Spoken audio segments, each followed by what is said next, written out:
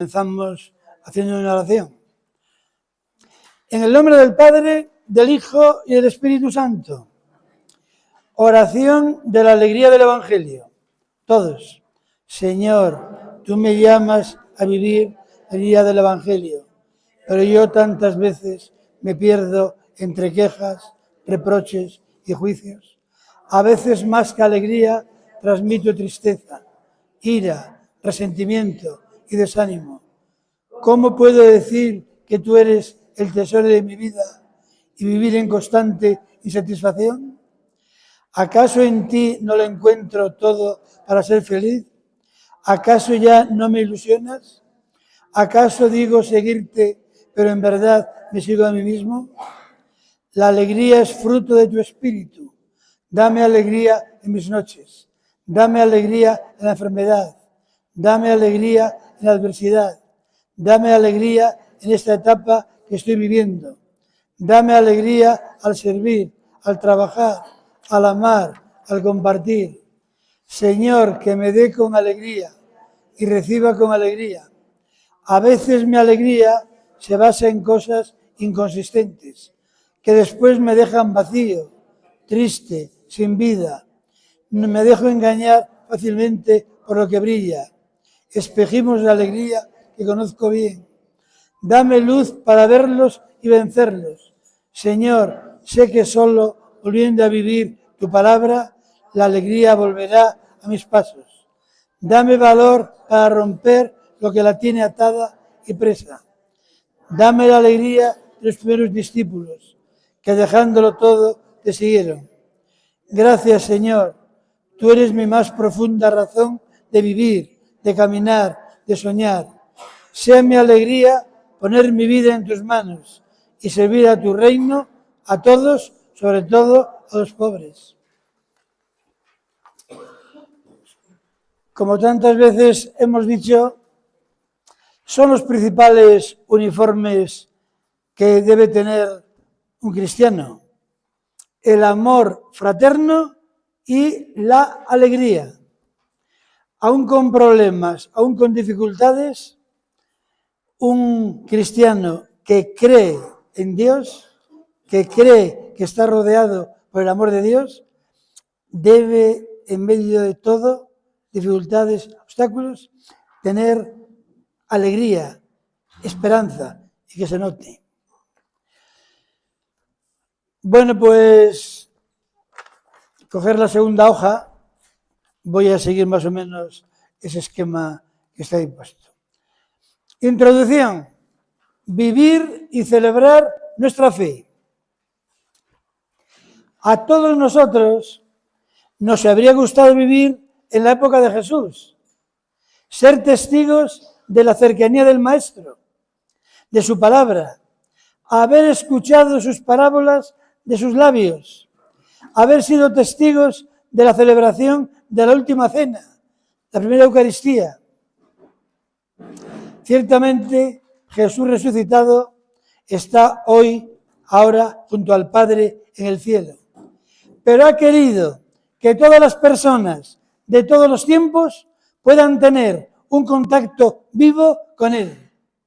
Y en esto consiste la liturgia, los sacramentos, la celebración de la liturgia y de los sacramentos, que son las mediaciones que permiten hacer presente hoy a Jesucristo entre nosotros y entablar un contacto personal y vivo con Él.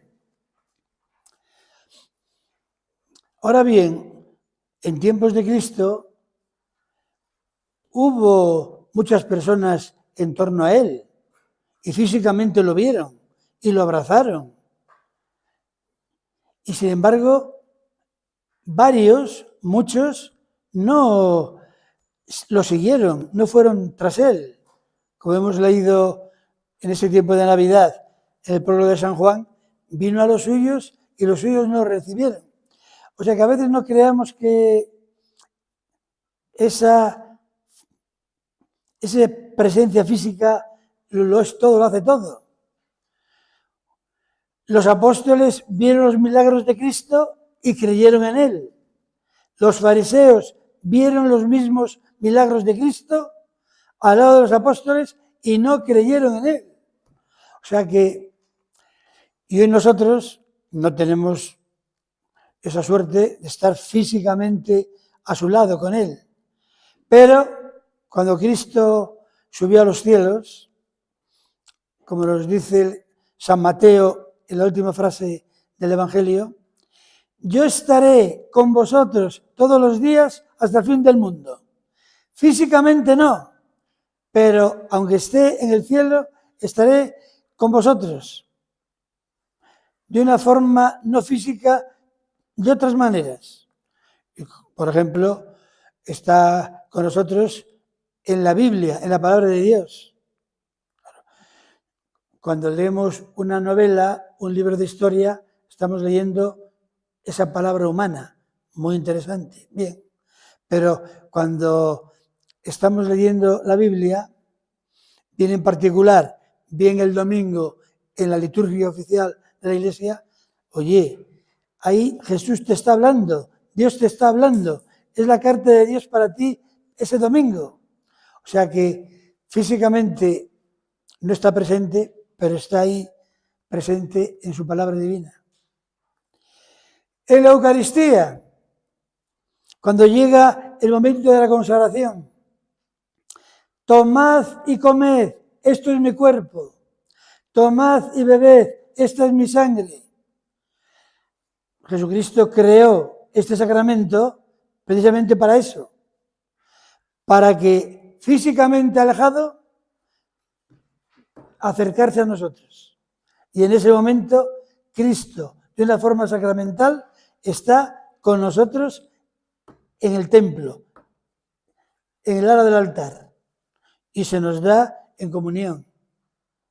Y lo reservamos en el sagrario, que lo podemos ir a visitar algún ratito cuando queramos. Y como decimos, podríamos decir que en el padrón de Villalba hay un vecino más, mirado con ojos de fe, es Jesús en el sagrario, que está en medio de nosotros. La presencia de Jesucristo, lo dijo bien claro en el Evangelio, en todos los seres humanos, sobre todo en los más necesitados, en los más pobres, en los más débiles. Claro. Cuando en el juicio final se nos preguntará la pregunta más importante de la evaluación final. Tuve hambre y me disteis de comer, o tuve hambre y no me disteis de comer. Pero ¿cuándo, Señor, te vimos a ti hambriento y te dimos de comer, o te vimos hambriento y no te dimos de comer? Y dice Jesús, porque yo estaba ahí en esa persona. Y si te portaste bien con esa persona, te portaste bien conmigo. Yo estaba dentro de esa persona. Muy importante, efectivamente. O sea que no tenemos a Jesús físicamente, pero lo tenemos con nosotros sacramentalmente y mirado con ojos de la fe. Si cogemos un vaso de agua y lo miramos con nuestros ojos corporales o con nuestros ojos potenciados por las gafas, solo vemos agua, no vemos más. Pero si cogemos un microscopio, hoy lo que vemos que hay dentro de esa agua, millones de paramecios, de amebas. Pues físicamente Jesús no está con nosotros, pero con el sentimiento de fe, con el corazón de fe, Jesús está con nosotros en estos momentos. Y hay que celebrar nuestra fe. Hay que celebrar la alegría de la fe. Y, efectivamente, ese salmo que dice, qué alegría cuando me dijeron, vamos a la casa del Señor. Para nosotros, celebrar la fe es una fiesta, es una fiesta. Estos días ha habido, ¿verdad?, reuniones maravillosas de mucha gente joven y mayor celebrando la fe, ¿verdad?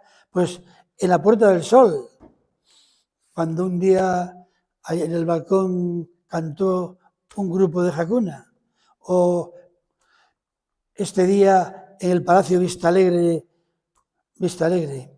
o este día, ayer, en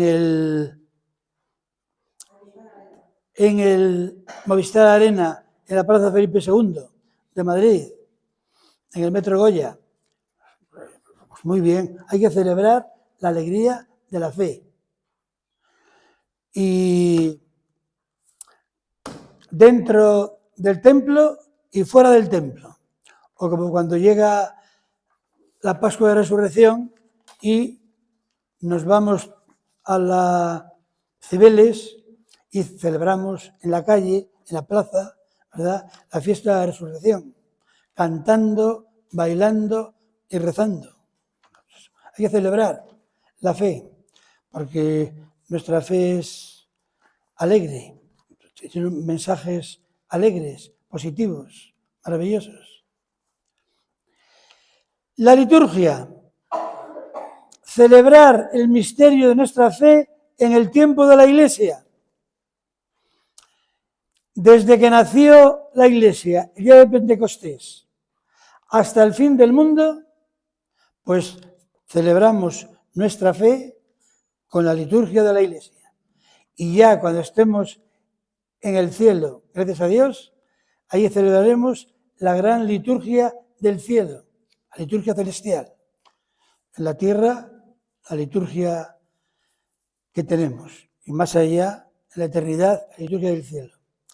La liturgia nos invita a vivir la misma experiencia que vivieron los contemporáneos de Jesús a través del tiempo. Entonces, cuando estamos en misa, ¿verdad?, y estamos leyendo la Biblia, la palabra de Dios, si estamos en la sintonía de la fe, en ese momento es como si estuviéramos allá en Palestina hace 2000 años oyendo a Jesús. Jesús en aquel momento físicamente estaba allí presente y ahora está en espíritu a través de la lectura de la Biblia. Por eso cuando un lector, una lectora, suben al ambón a leer la palabra de Dios, ojo, siéntete importante, porque es que eres en ese momento el mensajero de la palabra de Dios. A través de ti está hablando el profeta, está hablando el patriarca, está hablando el Señor. Eso se consigue mediante la palabra de Dios, con la que Cristo se nos comunica. El ministerio del sacerdote que preside la celebración. Mirado con ojos de fe, el que está ahí no es don Luis o don Adrián o don Apolinar, no. Es Cristo a través de nuestras humildes mediaciones. Cuando yo estoy sentado en el confesionario y estoy confesando, una persona se está confesando, ahí no es don Antonio o don Francisco o don Miguel, es el mismo Jesucristo que a través de ese humilde instrumento, ¿verdad?, está acogiéndote, hablando contigo, perdonándote. Esto es importante. La oración con la que nosotros entramos en diálogo con Él, y sobre todo a través del cuerpo y la sangre del Señor en la Eucaristía. Claro. De esta consideración se deriva la importancia de la liturgia para la vida de la Iglesia y en concreto para la vida de las comunidades. Un cristiano bautizado que no participa en la liturgia no es cristiano. Cristo viene a visitarlo y él nunca está. Como un cristiano bautizado que no vista el uniforme del amor fraterno y de la alegría, pues tampoco es cristiano. Claro. Entonces, cuando Jesús desde el cielo mira la tierra, pues si ve a un cristiano bautizado orando en la liturgia, celebrando la fe en la liturgia, este es de los míos. Y si está en la calle y lo ve, que se quiere mucho con las personas, las ayuda, las perdona, tal, y siempre tiene una palabra amable, sonriente, pues eso es. Esta Navidad, por ejemplo, pues he tenido una experiencia muy feliz. Una joven de Villalba que ha marchado a Irlanda de profesora, pues me dejó una carta. Y a los pocos días su madre se acercó a mí para darme las gracias.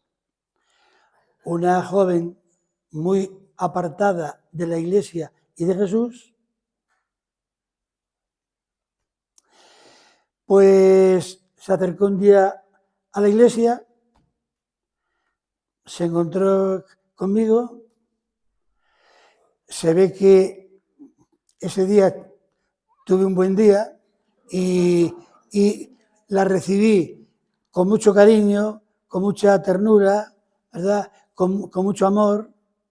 Y oye, a partir de ese momento, esa joven que llevaba varios años lejos de Jesús y de la Iglesia, que su madre estaba muy preocupada por los derroteros que llevaba, oye, pues se animó a vivir la Navidad en espíritu cristiano, ¿verdad? Muy bien.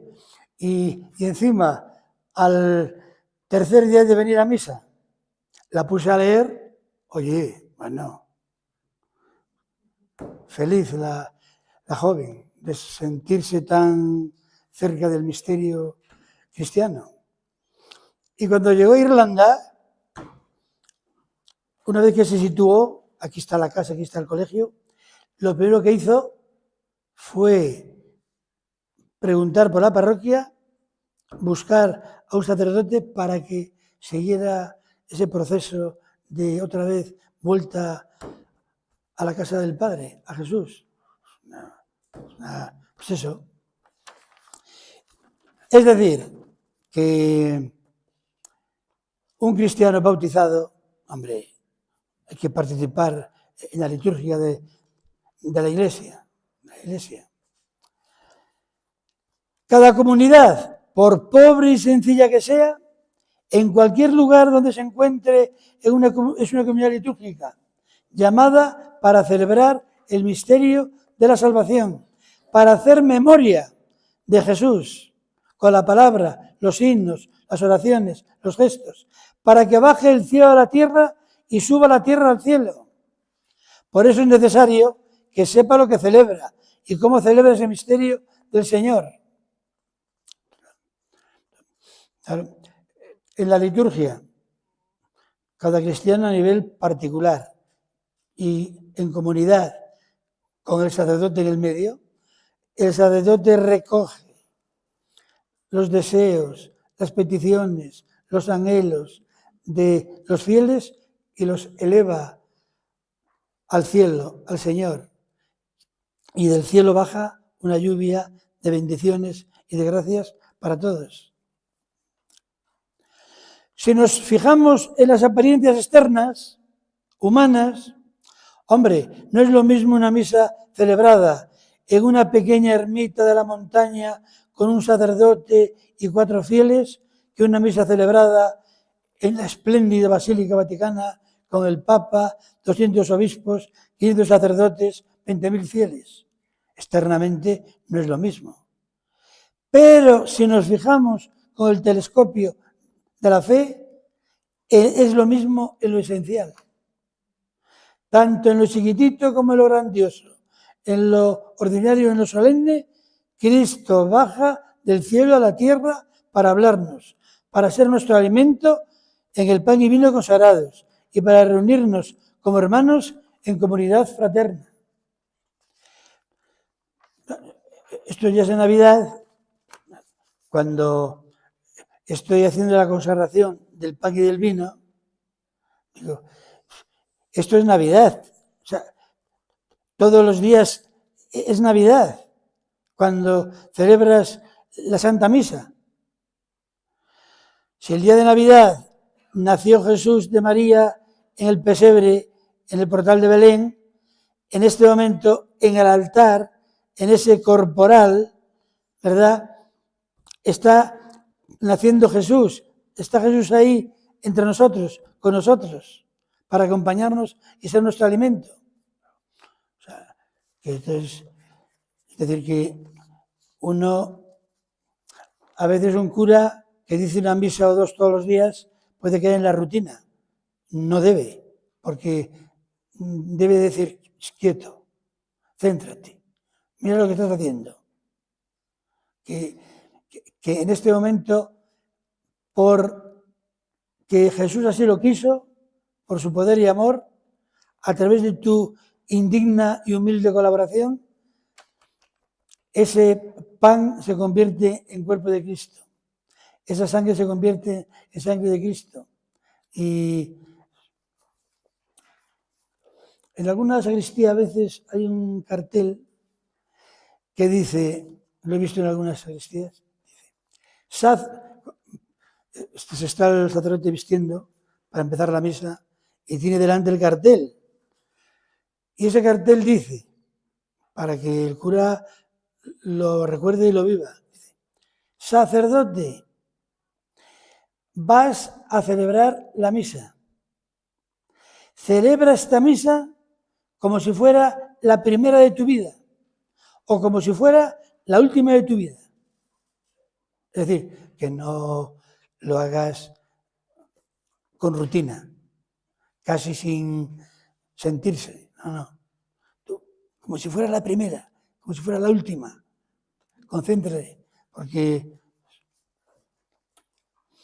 el Catecismo de la Iglesia Católica dice, la liturgia es la celebración del misterio de Cristo y en particular de su misterio pascual.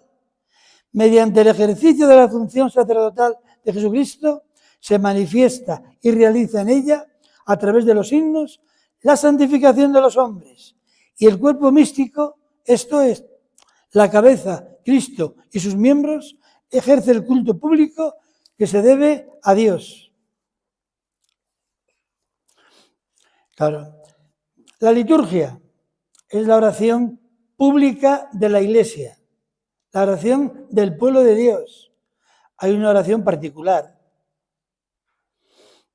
Yo puedo entrar en la Iglesia, estar 5 minutos ante el Santísimo y estar hablando con Jesús en la Eucaristía, contándole cómo va el día o rezando un Padre Nuestro. Eso es una oración particular. Pero la liturgia es la oración oficial, comunitaria, pública del pueblo de Dios, que habla con Dios y Dios con el pueblo.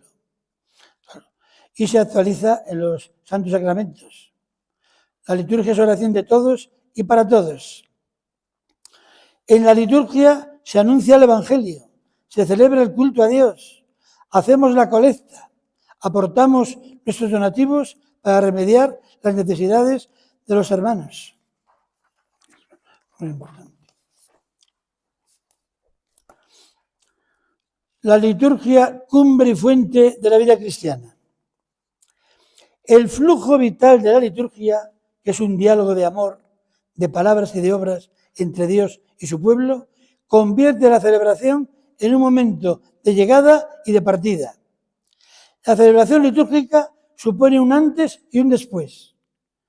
La preparación adecuada, la catequesis, el compromiso personal en la vida diaria. Por eso decimos que la misa empieza cuando termina. Es decir, hay que salir a la vida y vivir en la vida lo que en la misa hemos rezado y meditado. Muy importante. En la liturgia recogemos las plegarias de los fieles para presentarlas a Dios. Y Dios providente hace bajar para sus fieles una lluvia de bendiciones. Al terminar la liturgia, salimos a la vida e intentamos vivirla según lo que hemos celebrado, rezado, meditado. Hemos comulgado en Cristo, con Cristo, y salimos de la iglesia y vamos a casa y nos portamos egoístamente con nuestra esposa. No es posible. Hay que, efectivamente, estar en la liturgia, empaparse de la liturgia, en esa unión con Dios, Dios con nosotros, y luego salir a la vida concreta, a la familia, al trabajo, a la diversión, y ser coherentes y consecuentes con lo que hemos rezado y meditado y con lo que Dios nos ha dicho. Si uno entra en la liturgia sin fe y sin oración, no tiene sentido, está vacía. Entonces, para participar en la liturgia, pues hay que estar efectivamente ahí empapados de ella.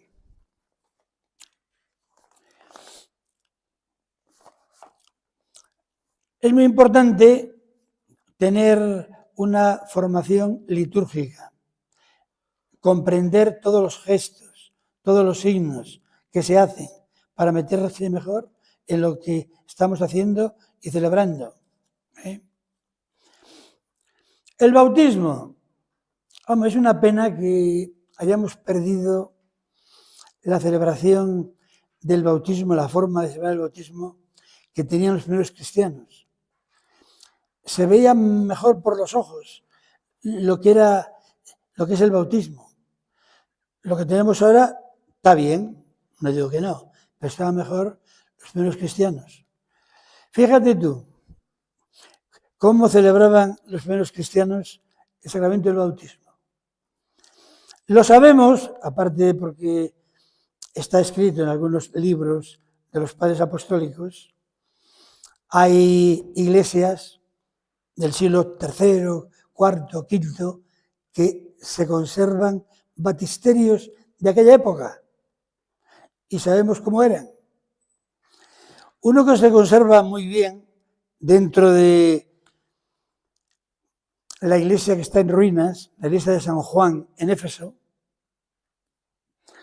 No sé si Carmen estuvo hace poco en Turquía. ¿Dónde está Carmen? Carmen, ¿fuisteis a la iglesia? No. Te tengo que estar. Fuiste a una parte de Turquía, ahora vas a otra. Bueno, pues en Éfeso, carta de San Pablo a los Efesios, a los cristianos de Éfeso. Éfeso está en Turquía a orillas del mar, del Mediterráneo. Bueno, pues en Éfeso hay la iglesia de San Juan. La iglesia está en ruinas, es decir, no se conserva ninguna columna, ningún pilar, ninguna bóveda, no, está en ruinas. Pero sí, lo del suelo está conservado. Y hay un precioso baptisterio. Llegaba la persona que se iba a bautizar en aquellos primeros tiempos, como estaba predicándose por vez primera en ese pueblo el Evangelio, los que se convertían eran adultos. Entonces el bautismo era de adultos. Pues el que se iba a bautizar, hombre o mujer, llegaba al baptisterio y era una piscina. Se bajaba a esa piscina por una escalera de 7 peldaños y se subía por la parte de enfrente por otra escalera de 7 peldaños. Tenía mucha amiga. La persona que se iba a bautizar se despojaba de la ropa que llevaba hasta ahora en la vida. La túnica normal, se despojaba. Y quedaba prácticamente desnudo. Y entonces empezaba a bajar por la escalera de los 7 peldaños. Los 7 pecados capitales. Soberbia, avaricia, lujuria, ira, gula, envidia y pereza. Quiere decir, la persona que se va a bautizar tira su ropa de todos los días, ordinaria. Se desprende de todo lo anterior. Empieza a bajar por la escalera de los pecados capitales para decir, a partir de ahora lucharé, me esforzaré para no volver a la vida de pecado. Llegaba abajo, a la piscina, estaba el sacerdote esperándolo y lo sumergía 3 veces, totalmente. Yo te bautizo en el nombre del Padre. Y lo sumergía. Y durante unos segundos estaba la persona bautizándose totalmente dentro del agua. Bien lavadita, por la gracia de Dios. Para arriba. Y del Hijo. Y del Espíritu Santo. Y chorreando agua purificadora, había purificado el pecado original, y si eran gente de 25, 38 años, de sus pecados personales, pues quedaba purificada. Muy bien. Y por la parte de frente tenía los otros 7 peldaños, que representaban las 7 virtudes: fe, esperanza, caridad, 3 teologales, prudencia, justicia, fortaleza y templanza, las 4 cardinales. Y decía, acabo de ser bautizado, soy hombre nuevo, mujer nueva en Cristo. A partir de ahora me esforzaré por caminar por las sendas de las virtudes. Y llegaba arriba y le ponían una túnica blanca, una túnica. Ahora ponemos un pañito ahí unos segundos. Bien, pero una túnica blanca.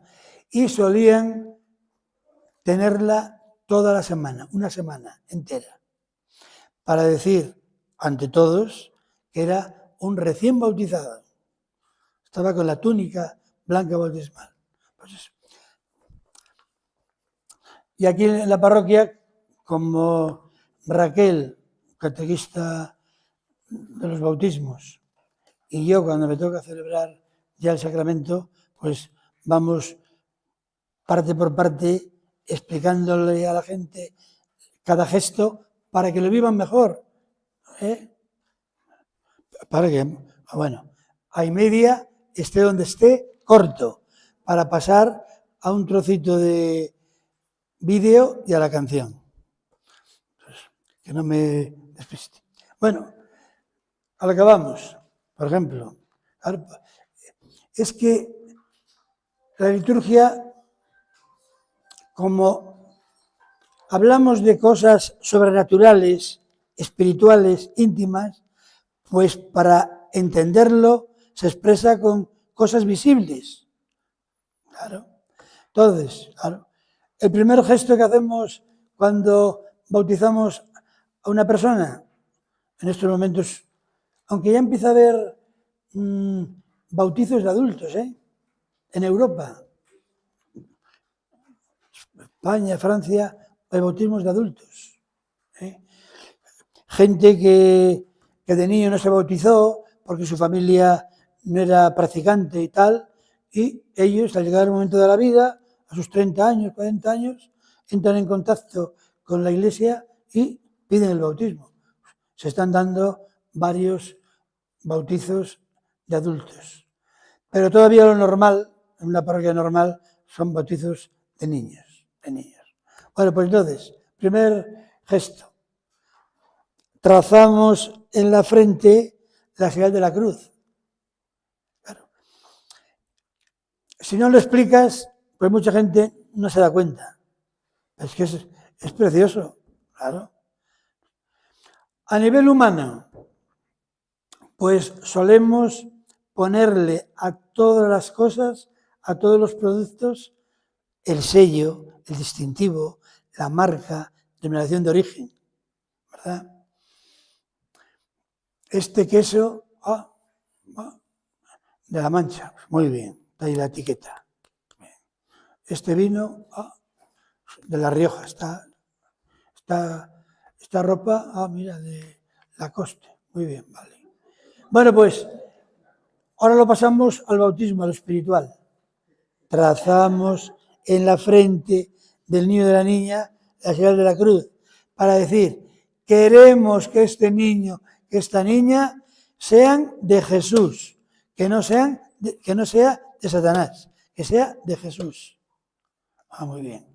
Entonces, claro, los padres y padrinos ya hacen esa señal de la cruz en la frente de su niño o de su ahijado con más cariño y sentido. Fíjate que estamos trazando la señal de la cruz para decir que queremos que nuestro niño y nuestra niña sean de Jesús, que no sean de Satanás o de... Sí. Es lo mismo. El santo óleo. Paso a otro. De los demás gestos no comento más porque si no no hay tiempo para otra cosa. El santo óleo, claro. Se le pone esta comparación que hace la Biblia entre la vida cristiana y la vida deportiva. Una deportista, para que a mitad de partido, a mitad de carrera, no se rompa el músculo, oye, lo tienen bien tonificado, bien entrenado, ejercitado, y lo masajean con masajes apropiados para que esté el músculo bien tonificado y no se rompa en la carrera. Pues también, claro, cuando le dices a la gente, fijaos ahora lo que vamos a hacer. Si los deportistas untan sus músculos con los masajes para que no se rompan en mitad partido, en mitad carrera, ahora vamos a coger al niño o a la niña que se va a bautizar y le vamos a untar con el santo óleo, con el masaje espiritual divino, para que este niño y esta niña, cuando en la vida se enfrente a Satanás, a las tentaciones, a los obstáculos, no fracase, sino que esté fuerte, esté preparado, combate. Pues, claro, cuando se entiende mejor lo que estás haciendo, mira qué bien, interesante esto, muy bonito, muy bien.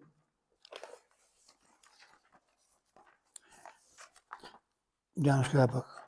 Vamos a pasar.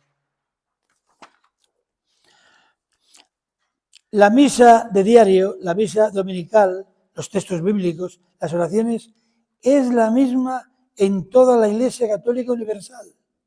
Todos los católicos del mundo rezamos juntos al mismo Dios Padre, al mismo Dios Hijo, al mismo Dios Espíritu Santo y recibimos todos de la Santísima Trinidad la misma lluvia de bendiciones. Pero también esto es muy bonito.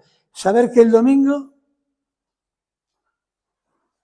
cuando estamos leyendo esa primera lectura, esa segunda lectura, ese salmo, ese evangelio, que en todas las iglesias católicas del mundo, Australia, Estados Unidos, Argentina, España, el Congo, Guinea Ecuatorial, todos estamos ese domingo leyendo lo mismo, todos unidos, leyendo el mismo mensaje de parte de Dios.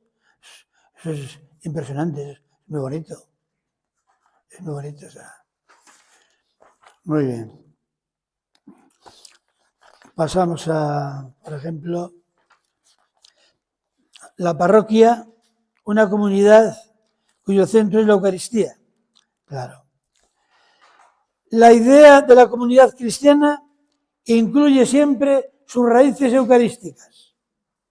De la Eucaristía brota la verdad de la comunión espiritual en la fe y en el amor, la participación grande o pequeña en la misión y a partir de ahí las realidades concretas de relación y convivencia. Todo lo que hagamos en la Iglesia, actividades de Cáritas, importantísimas, esenciales, todas las actividades de reuniones de grupo, reuniones de formación, todas las reuniones de catequesis, todas las celebraciones, el centro es la Eucaristía y de ahí sale energía para todo, para todo. O sea, una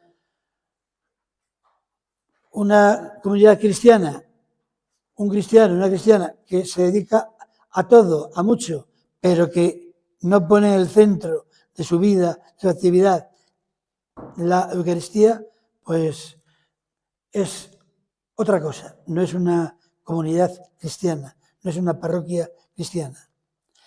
La parroquia es una comunidad litúrgica, ya que sin los elementos sacramentales y espirituales, la comunidad se reduce fácilmente a un grupo de trabajo, de convivencia y de amistad. Todo esto es bueno, pero no es suficiente. Una comunidad cristiana no es una asociación, no es una peña. Hay unos lazos mayores. Al sentarnos en la misma mesa de la Eucaristía y escuchar la palabra divina de vida, proclamamos nuestra condición de hijos de Dios y hermanos unos de otros. La Eucaristía es la que convierte a un grupo de conocidos o amigos en una comunidad de hijos de un mismo Padre y hermanos entre sí. Una comunidad cristiana nunca es una reunión de iguales o coincidentes en unas ideas. Es ante todo una comunión de hermanos. En la vida de toda parroquia existen 3 dimensiones necesarias y complementarias, 3 pilares. Primero, el anuncio de la fe a través de la catequesis, los catecumenados en sus diferentes niveles, homilías, charlas, escuelas de formación, catequesis, escuelas de padre, grupos de estudio de la Biblia. Segundo pilar, la celebración de la fe, mediante la celebración de la Eucaristía, centro de la vida parroquial, y los otros sacramentos, la animación de la oración personal y comunitaria. Es función de la liturgia. Y tercero, la vivencia de la fe, la caridad, que es la manifestación de la fe, el servicio a los necesitados, inmigrantes, parados, la visita a los enfermos, la acogida y escucha del que está solo, son expresiones de la caridad que brota de la Eucaristía.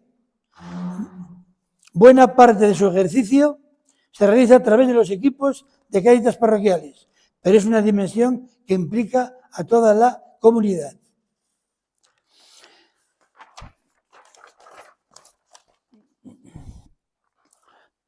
Las parroquias tienen que ir progresando y sus características actuales más importantes es que tienen que ser misioneras y acogedoras.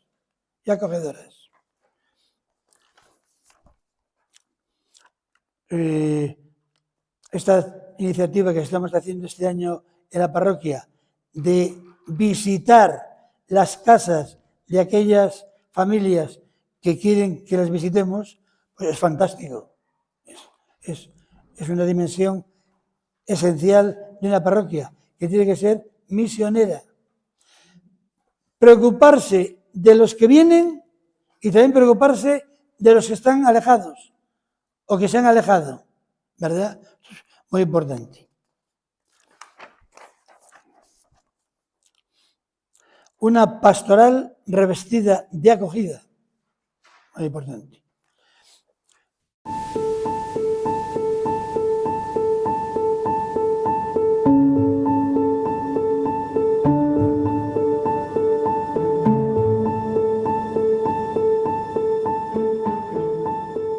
Monseñor Bergoglio fue obispo auxiliar de Buenos Aires en 1992 y 6 años después su arzobispo. Durante 15 años estuvo a cargo de la arquidiócesis. Como arzobispo y primado de la Argentina, fue un hombre de mucha oración y discernimiento. Un hombre sencillo en su forma de ser y de vivir. En su estilo austero y pobre, fue fiel a lo que San Ignacio le pedía a sus jesuitas.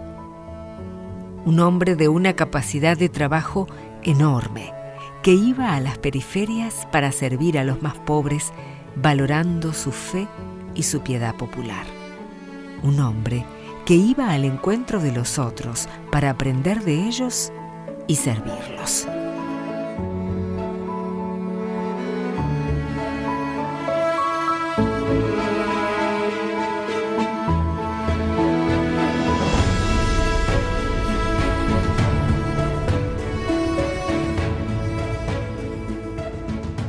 En el mundo la gente se hace servir.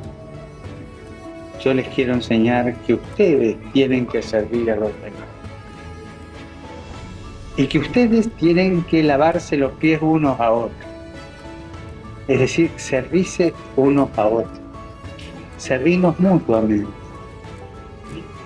Yo les voy lavando los pies. Cada uno de ustedes piensa que es Jesús. Yo lo hago en nombre de Jesús.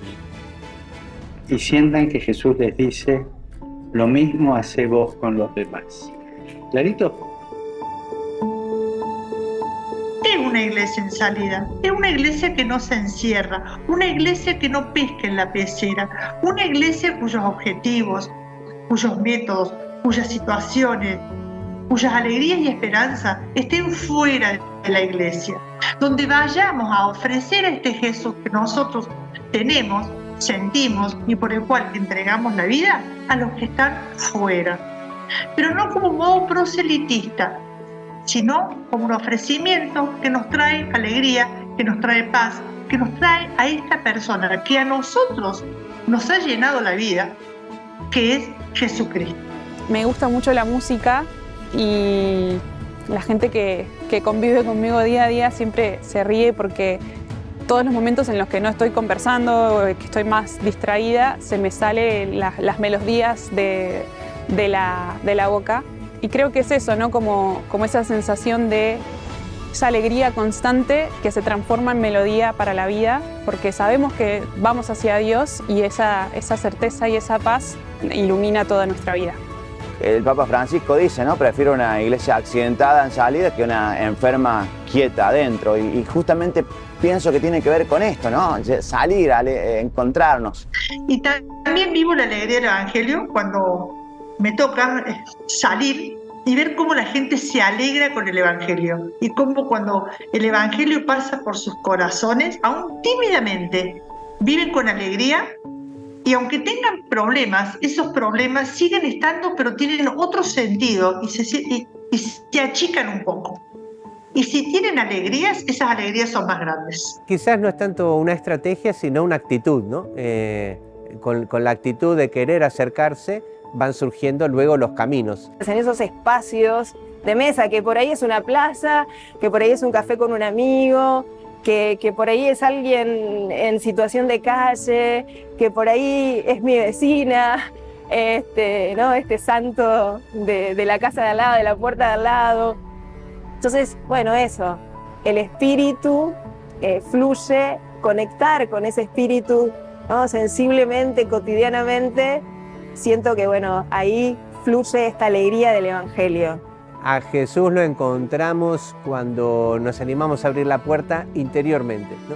Cuando no rechazamos, no discriminamos, cuando nos animamos a recibir la vida como viene y al otro como viene. Pero no olvidemos que el objetivo último es esto de la conversión pastoral y de tener a Jesús en el centro y de aquellas estructuras que nos ahoguen tampoco estar. Es decir, una iglesia en salida sería fiel al modelo de Jesús, a las primeras comunidades cristianas, anunciar el Evangelio a todos, en todo lugar, en todas ocasiones, sin miedo, sin asco y sin demorarnos. La gente dice, en las iglesias no hay jóvenes. Y yo cuestiono esa frase hoy.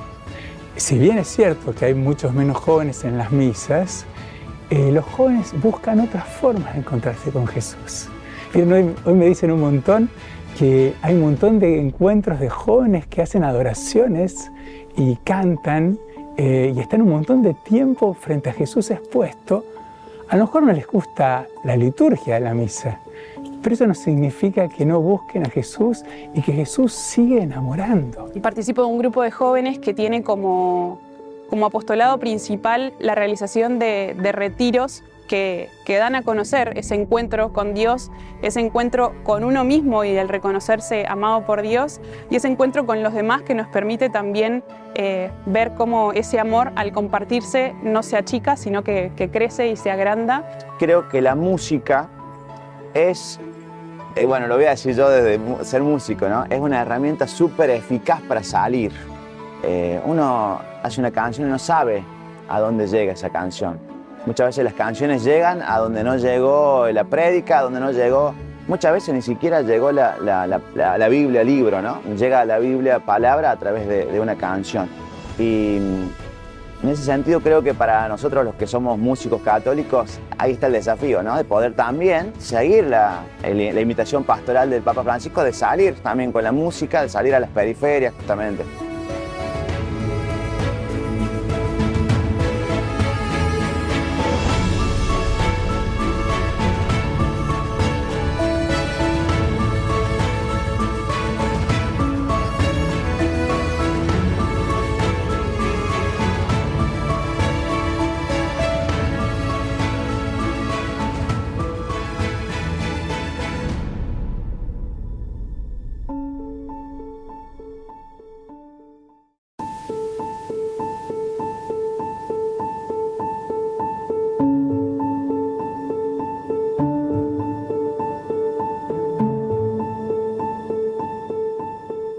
Dios sale a nuestro encuentro siempre. Es urgente salir y compartir la experiencia del amor de Dios y la misericordia del Padre. Nos dice el Papa Francisco, tomar la iniciativa sin miedo, salir al encuentro, buscar a los lejanos y llegar a los cruces de los caminos para invitar a los excluidos. La globalización de la indiferencia es uno de los desafíos más urgentes. Y Francisco propone, para cumplir este objetivo, 5 actitudes, 5 acciones, que yo las he resumido como una sigla, la sigla PIAF, con doble N o doble F al final, PIAFF. ¿Qué sería PIAF? Y esto para que nos acordemos de cómo lograr esta iglesia en salida. La P es un invento de Francisco, que acá lo dice, ¿no? Es primerear, llegar primero. Así como Dios llegó primero en nuestro corazón, usando a otras personas, usando circunstancias, primerear se trata de eso. El anuncio es el mismo, las formas son diferentes. Las formas son diferentes y se usan. Hay un montón de gente que está usando las redes sociales para anunciar el mensaje evangélico. El mismo mensaje. ¿Cuál es el mensaje? Que somos hijos amados predilectos. Que Dios es amor. Y todos nosotros somos hijos amados en Jesús, el Hijo amado. Y que de verdad estamos hechos para el amor. Y que la última palabra de Dios sobre cada uno de nosotros no es el dolor, la enfermedad, la corrupción o la muerte, sino la vida y la vida en plenitud en Jesús. Y la música, que va de la mano de la alegría y de las emociones, colabora mucho y coopera mucho al encuentro con Cristo. Entonces, en ese sentido, está encontrarse ahí con la alegría. Experimentar, primero, que es el Señor el que tomó la iniciativa, que Él nos ha primereado en el amor.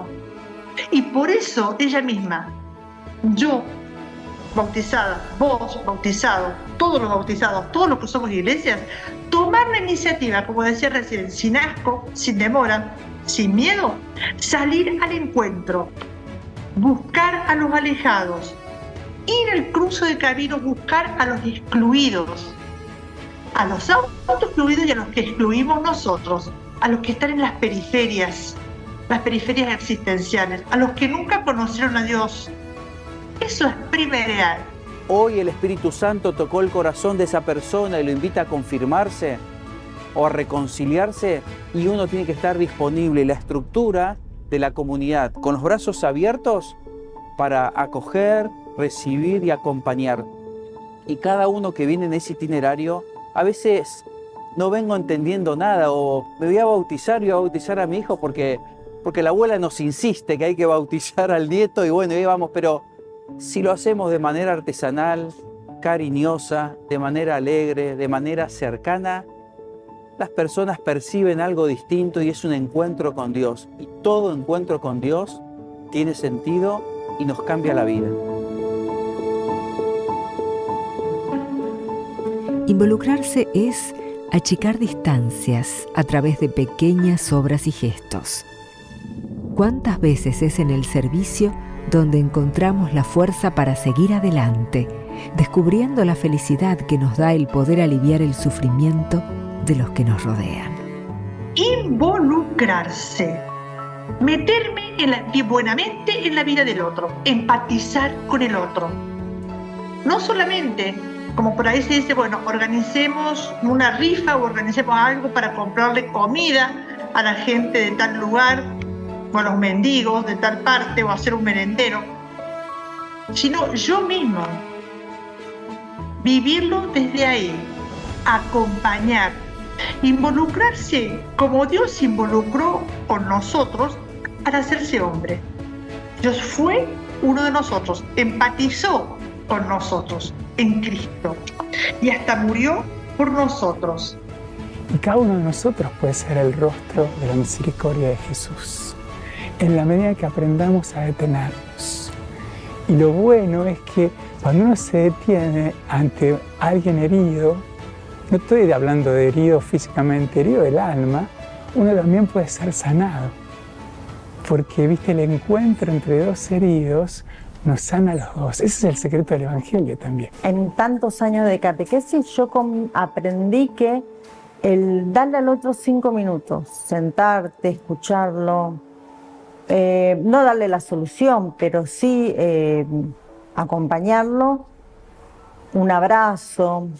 Yo siempre cuento, yo he acompañado a familias que han perdido a seres queridos y siempre supe cómo acompañarlos, ¿no? O creía que sabía cómo acompañarlos. Iba a la misa con ellos, los seguía en la novena, si podía los acompañaba en la misa de despedida o iba al velorio. Y cuando me tocó a mí, ahí recién comprendí lo que el otro sentía. En el hospital uno no espera en la sacristía que venga la gente, sino uno va caminando por los pabellones, va deteniéndose ante la gente. Siempre me pasó, y esto es experiencia de todos los curas de hospital, que va uno a una sala, en un momento te detienen en medio y a las 3 horas, después de haber pasado un montón de cosas, dice, ¿yo dónde iba? Y eso es el Evangelio de Jesús. Jesús va haciendo su Evangelio caminando hacia Jerusalén y se va deteniendo. Va caminando a Jerusalén. Y me parece que es eso, nosotros tenemos que caminar. Hoy todavía, si vos vas con quellito, hay gente que te detiene a pedirte la bendición. Hoy, acá en Buenos Aires.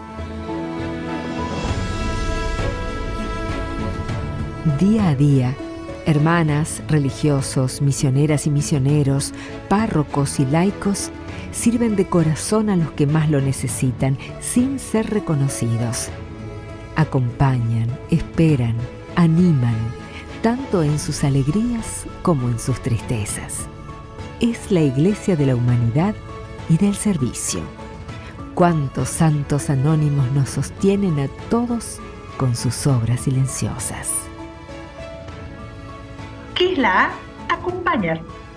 Es decir, estar en el momento. Porque involucrarnos, a veces podemos hacerlo como un movimiento o podemos hacerlo en algún momento circunstancial dificultoso de alguien y ya está. Ya me involucré, ya salió, o fui yo hoy, mañana va el otro, mañana...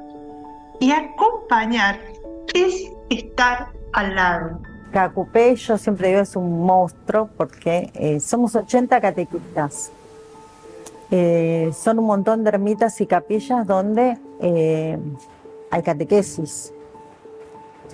Y siempre les digo, cuando comiencen la catequesis, lo importante es el escuchar. siempre alguien, algún niño, un adulto, un adolescente tiene algo para decir. Después buscar la manera de acompañar. Yo estoy convencido que en este momento de descrédito, de incredulidad, Jesús sigue enamorando, sigue tocando los corazones. Y sigue tocando los corazones cuando uno se entrega en el servicio. Cristo es una propuesta a cambiar la mirada. Lo que Cristo dice es, si querés encontrarme, búscame en el más pequeño. Búscame en el que no tiene cobijo, búscame en el que está desnudo, búscame en el que tiene hambre, búscame en el que tiene sed, búscame en el que está enfermo, búscame en el que está en la cárcel. Y cada uno de nosotros desarrollará su propia vocación para tratar de encontrarlo de la mejor manera. Yo lo encuentro cotidianamente en mis enfermos. Cada uno de mis enfermos para mí es Cristo, desde otra forma. Pero es un encuentro en el que yo siento que planifica mi vida. Porque en ese encuentro, el que es salvado no es el socorrido, sino el que va al encuentro. El que se salva no es al que vestimos, sino al que le damos, el que le da el vestido. No es el que se alimenta, sino el que da comida. No es el que calma la sed, sino el que da bebida. Y entonces, Cristo es esa propuesta, no se impone. Es poder sacarnos la anteojera y mirar la realidad desde los ojos del más vulnerable, del que menos tiene, del que menos puede, del que menos sabe, del que está más desamparado. ¿Vieron esto, no? La fuerza de la Iglesia, como yo siempre digo, está en la caridad anónima, en los actos de amor que nadie ve, que solo el Padre que ve en lo secreto lo ve y lo va a recompensar. Pero esa es la fuerza de la Iglesia. Hoy hay un montón de caridad anónima en la Iglesia, un montón de amor, un montón de monjitas, de gente, de curas, de laicos que se entregan totalmente. Y además, la entrega cotidiana de la persona que cada mañana se sube al bondi o al subte y va a trabajar y va a dar testimonio. Pero el Espíritu Santo a veces te sorprende, te lleva a lugares que uno ni se imagina. Y creo que está bueno abrirnos a eso que el Espíritu Santo nos lleve. Que muchas veces es hacer algo nuevo. Y muchas veces son cuestiones muy prácticas, muy sencillas, como salir a correr, salir a caminar, bailar, cantar, ir a visitar a alguien. Y ese, sobre todo, acompañamiento necesita de aguante apostólico y mucha paciencia, mucha espera, sin maltratar los límites. ¿Cuántas veces en nuestras catequesis nos sentimos fracasados, nos sentimos que no sintonizamos, sentimos que esto no funciona, que tal o cual catequizando no arranca, o que tiene límites, y a veces maltratamos ese límite, no lo acompañamos, o simplemente nos frustramos y se acabó el acompañamiento.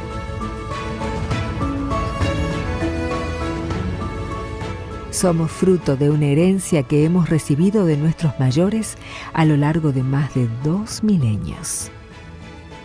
Nuestra iglesia es una realidad inserta en la vida de nuestros pueblos y ciudades.